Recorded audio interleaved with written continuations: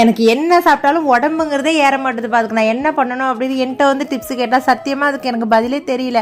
நான்லாம் ஒரு இட்லி 2 இட்லினாலே அசால்ட்டாக 1 கிலோ 2 கிலோ ஏறாள். அதனால வந்து என்கிட்ட அந்த மாதிரி டிப்ஸ்லாம் கேட்கவே கேட்காதீங்க. இதோட என்னன்னா, எனக்கு மட்டும் இல்லை, என்ன போல் சில தோழிகள் இருப்பீங்க. அதாவது வருஷத்துல 365 நாள் என்னதான் போட்டு முக்குன்னு முக்கி சாப்பிட்டாலும் நம்ம வீட்டில் ஏதாவது ஒரு ஃபங்க்ஷன், இல்லை சொந்தக்காரங்களுக்கு கல்யாணம், காது குத்து, இல்லை நமக்கே ஏதாவது முக்கியமான நாள் ஏதாவது வந்ததுன்னா கடவுளே ஒரு கிலோ 2 கிலோ 3 கிலோன்னு குறையாதா அப்படின்னு நினைக்கிற கேட்டகரியில நான் முதலிடம் பிடிப்பேன். அதனால அப்பப்ப வயிற்றை ஏத்துறதும் இறக்குறதுக்குமா இதே ஒரு புத்தியோட தெரிஞ்சுக்கிட்டு இருக்கேன் பல காலமா. இப்போ ஒரு 2-3 நாளா ராகி மாவு வாங்கி வச்சுட்டு காலையில ராகி அடை தான், முருங்கைக்கீரை எல்லாம் போட்டு நானும் என் புருஷரும் சாப்பிட்டுக்கிட்டு இருக்கோம்.